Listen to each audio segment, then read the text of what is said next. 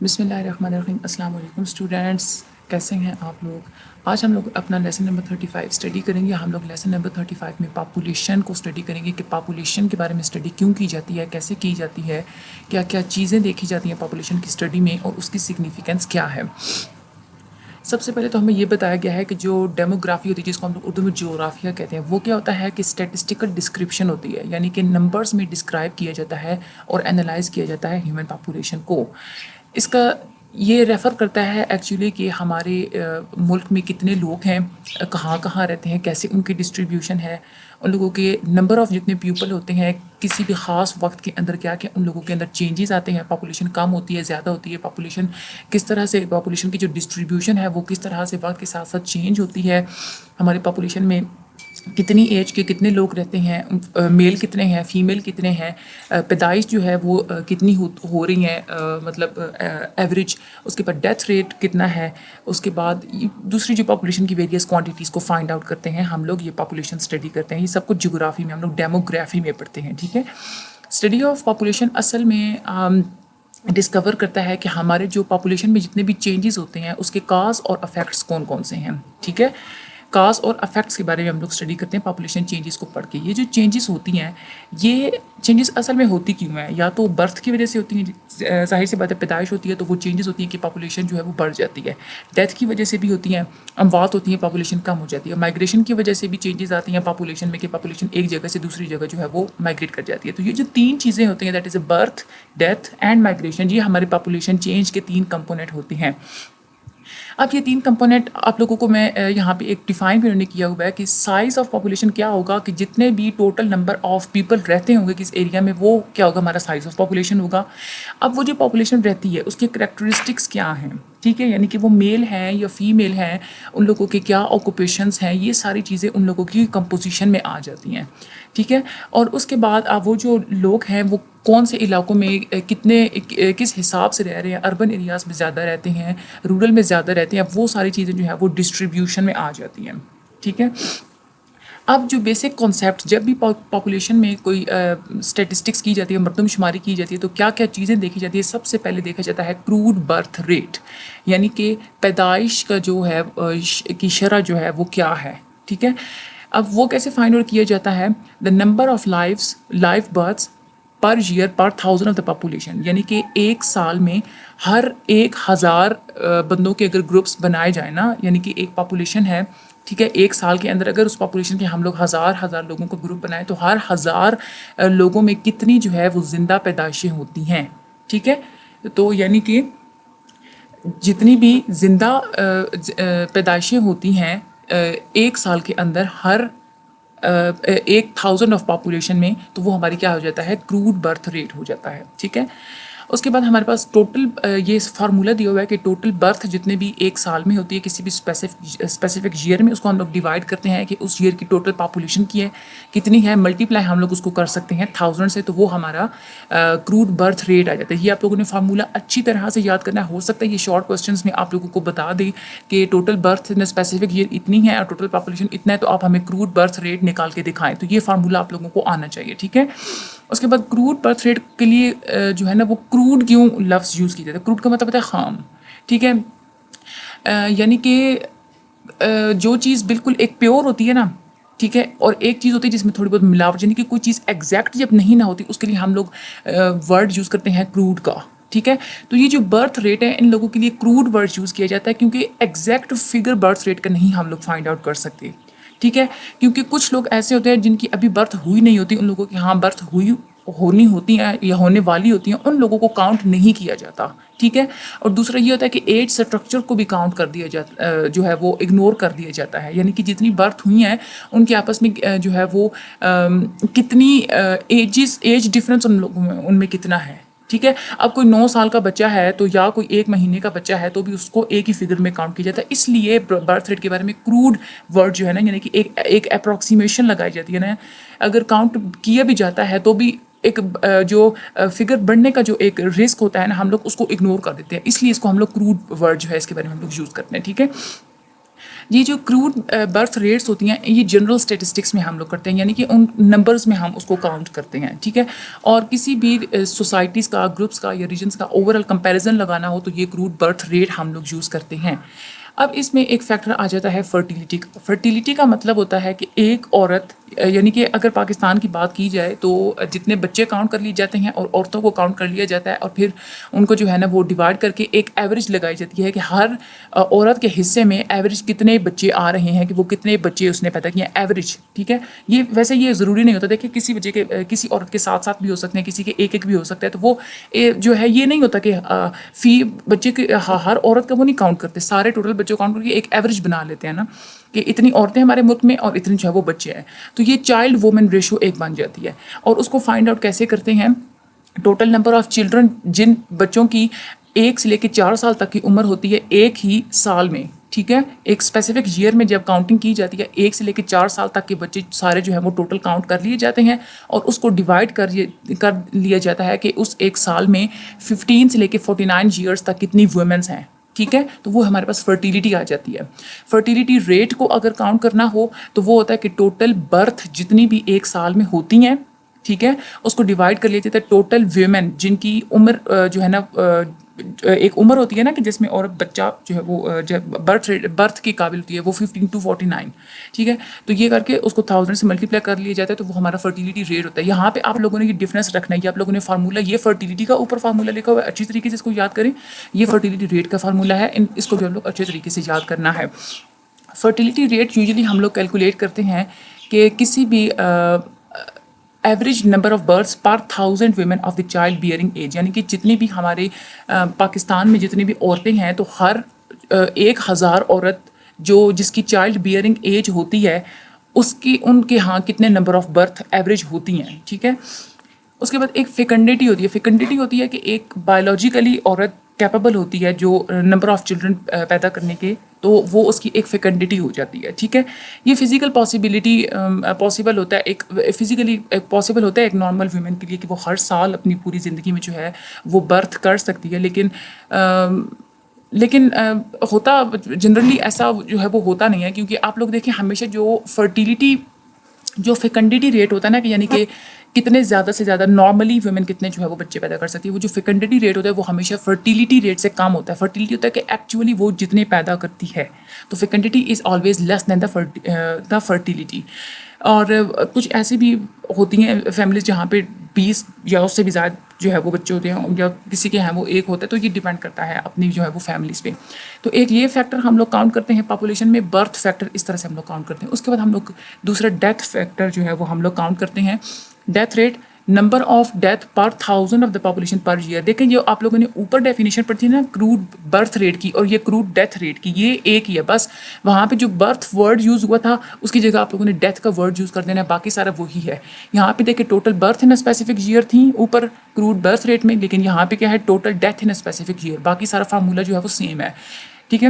یہ فارمولا بھی آپ لوگوں نے جو ہے وہ یاد کرنا ہے. یعنی کہ آپ لوگوں کی پاپولیشن میں ایک سال کے اندر ہر 1000 بندوں کے درمیان ہر 1000 بندوں میں کتنی جو ہے وہ ڈیتھ ہوتی ہیں، وہ آپ لوگوں کا کروڈ ڈیتھ ریٹ ہو جاتا ہے. اس کروڈ ڈیتھ ریٹ کو ہم لوگ مورٹیلٹی ریٹس بھی کہتے ہیں، یعنی کہ شرح اموات، ٹھیک ہے. یہاں پہ جو ہے نا کروڈ ڈیتھ ریٹ یعنی کہ خام ڈیتھ ریٹ جس کو ہم لوگ کہتے ہیں، خام یہاں پہ کروڈ جو ہے نا یہ خام چیز کے لیے استعمال ہوتا ہے، وہ میں آپ لوگوں کو پہلے ایکسپلین کر چکی ہوں. مورٹیلٹی ریٹ شرح اموات. یہ جو مورٹیلٹی کیا ہوتی ہے، ہماری جو جتنی بھی پاپولیشن میں جتنی اموات ہوتی ہیں وہ اس کو ہم لوگ مورٹیلٹی کہتے ہیں. انفینٹ مورٹیلٹی ریٹ کیا ہوتا ہے؟ بچوں کے مرنے کی تعداد.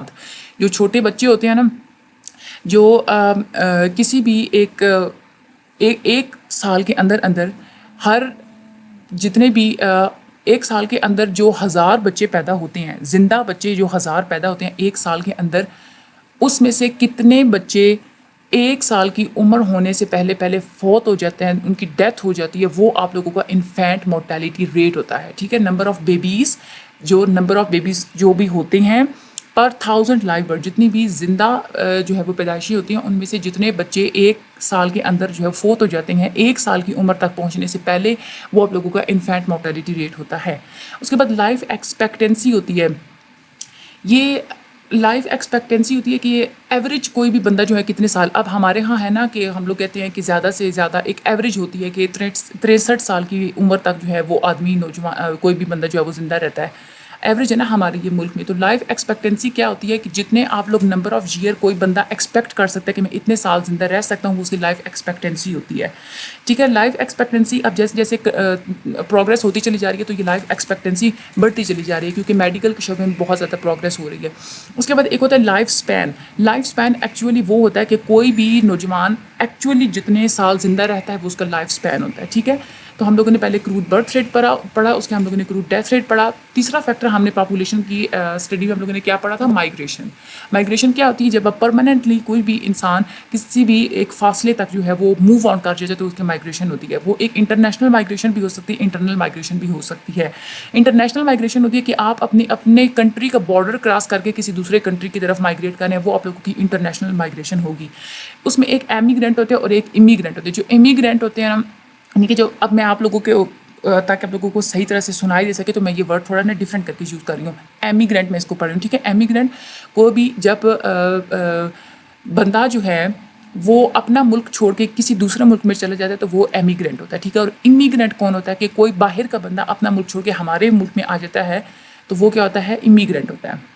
ٹھیک ہے، انٹرنل مائگریشن کیا ہوتی ہے کہ آپ اپنے ملک کے اندر ہی مائگریٹ کرتے ہیں، یعنی کہ رورل ایریاز جیسے چھوڑ کے اربن ایریاز کی طرف موو کرتے ہیں، یا ایک شہر چھوڑ کے دوسرے شہر کی طرف موو کرتے ہیں، وہ آپ لوگوں کی انٹرنل مائگریشن ہوتی ہے. اس کے بعد آ رہا ہے پاپولیشن سینسس. پاپولیشن سینسس کا مطلب ہوتا ہے مردم شماری. تو یہ جو ہم لوگوں نے یہ ساری چیزیں پڑھی ہیں نا، crude rate, death rate, migrations, یہ سارا کچھ جو کاؤنٹ کیا جاتا ہے وہ مردم شماری سے کاؤنٹ کیا جاتا ہے. یہ ریکارڈنگ ہوتی ہے، گورنمنٹ اس کو ریکارڈ کرتی ہے. یہ ایک ڈیموگرافک ڈیٹا ہوتا ہے. ٹھیک ہے، اور یہ ایک پرٹیکولر ٹائم کے بعد جو ہے نا وہ کاؤنٹ کیا جاتا ہے. اور جتنی آپ لوگوں کی ملک کی اپنی ٹیریٹری ہوتی ہے، یعنی کہ جو بھی آپ لوگوں کی ملک کی باؤنڈری میں جتنا بھی ایریا آ رہا ہوتا ہے وہ اس سب میں آپ لوگ یہ ساری کیلکولیشنس کرتے ہیں اور ہر 10 سال بعد یہ کیلکولیشنس کی جاتی ہیں. اس کے بعد vital statistics, registration of persons birth, changes in civil status throughout his life time and his death. یعنی کہ جو پاپولیشن مردم شماری جو کی جاتی ہے اس میں زیادہ تر چیزیں جو ہے وہ لوگوں سے کیا پوچھی جاتی ہیں کہ آپ کے یہاں پیدائش کتنی ہوئی ہے، آپ نے اپنے لائف ٹائم میں آپ کا سول اسٹیٹس، یعنی کہ آپ پہلے جاب کہاں کرتے تھے، آپ کہاں ہیں، وہ اسٹیٹس ان لوگوں کا دیکھا جاتا ہے. کیا کیا چینجز آئیں گے سول اسٹیٹس میں. میرڈ تھا، اس کے بعد وہ ان میرڈ ہے، پہلے وہ ان میرڈ تھا پھر وہ میرڈ ہو گیا، تو یہ ساری چیزیں. اس کے بعد جو ڈیتھ ریٹ ہوتے ہیں یہ وائٹل اسٹیٹسٹکس ہوتی ہے، یعنی کہ ساری جو ہے ان چیزوں کی کاؤنٹنگ جو ہے وہ کی جاتی ہے. پاپولیشن اسٹڈی کی کیوں جاتی ہے، اس کی امپورٹنس کیا ہوتی ہے؟ سب سے پہلے تو 3 مین کوسچنز ہوتے ہیں کہ 3 مین کوسچنز کسی بھی ہمارے ملک میں جو ہے وہ ارائز ہوتے ہیں. سب سے پہلے تو یہ کہ ہمارے ملک میں لوگ کتنے ہیں. ٹھیک ہے، it refers to the size of population. ہمارے ملک کا سائز، پاپولیشن کا سائز کیا ہے.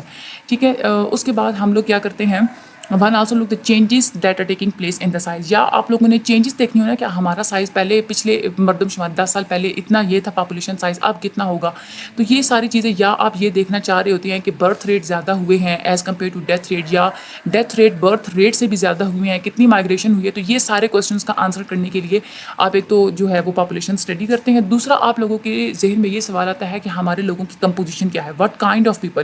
کمپوزیشن کا مطلب یہ ہوتا ہے کہ کس کس ایج کے جو ہے وہ بندے ہوتے ہیں، کتنی ایج کے جو ہے 1 to 4 ایئرس کے کتنے بچے ہوں گے، 13 سال کے کتنے نوجوان ہمارے جو ہے وہ ملک میں رہ رہے ہیں، بوڑھے کتنے ہیں، بچے کتنے ہیں، نوجوان کتنے ہیں، جو ہے وہ میل کتنے پرسنٹ ہیں، اس کے بعد فیمیل کتنے پرسنٹ ہیں، جو لوگ ہیں ان لوگوں کی ریٹ آف لٹریسی کتنے پڑھے لکھے ہیں.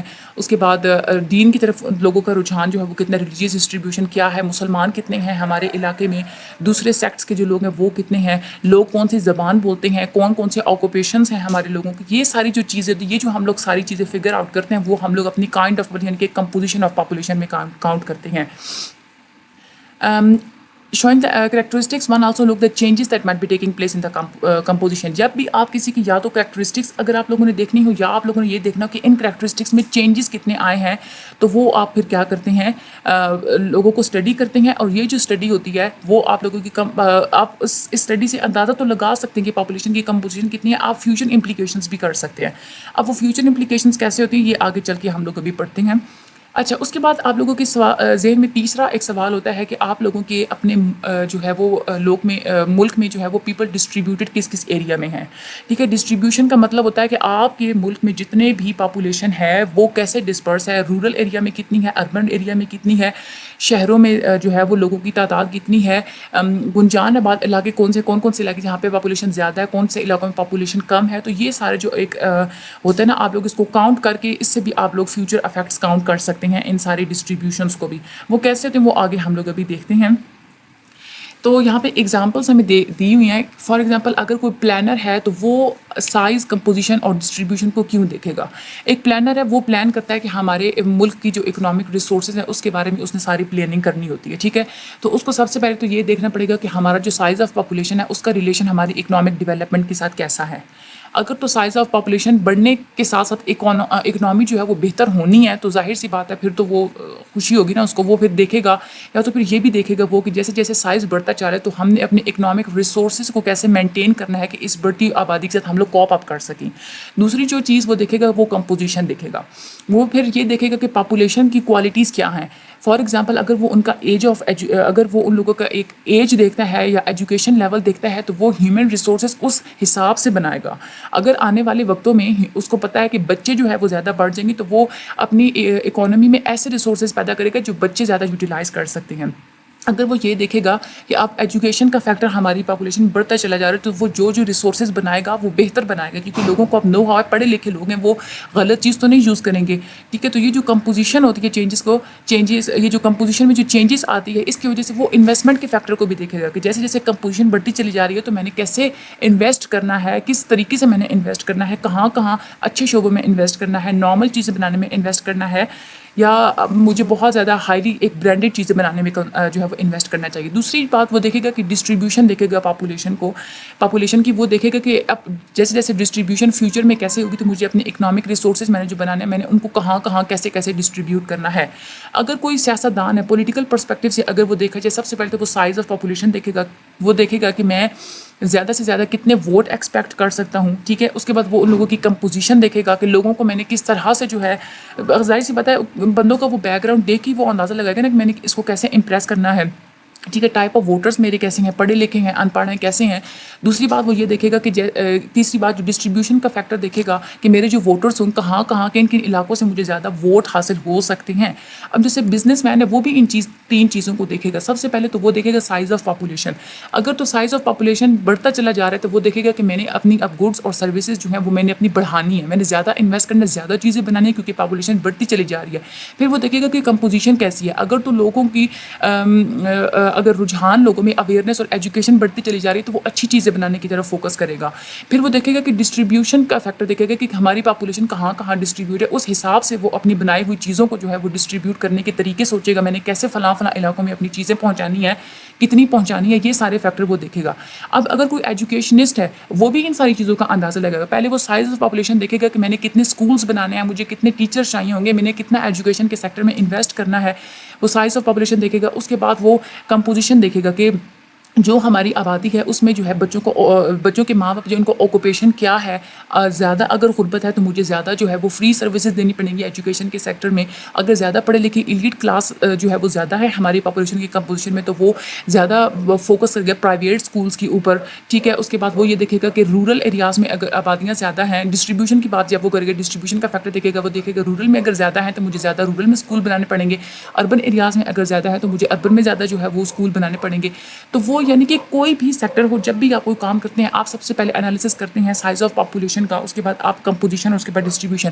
آپ لوگ یہ دیکھیں نا، اگر آپ لوگ خود بھی اگر کوئی کاروبار اسٹارٹ کرنا چاہیں، فار ایگزامپل اگر آپ کوئی دکان بنانا چاہتے ہیں، آپ خود بھی یہ دیکھیں گے کہ میں کس علاقے میں، آپ وہیں دکان بنائیں گے نا، اس علاقے میں جا کے دکان بنائیں گے جہاں پہ سائز جو ہے وہ پاپولیشن کا زیادہ ہوگا. ٹھیک ہے، اس کے بعد آپ لوگ دیکھیں گے کہ وہاں کے لوگ کن کن چیزوں کو زیادہ پسند کرتے ہیں، آپ اس حساب سے وہ چیزیں رکھیں گے.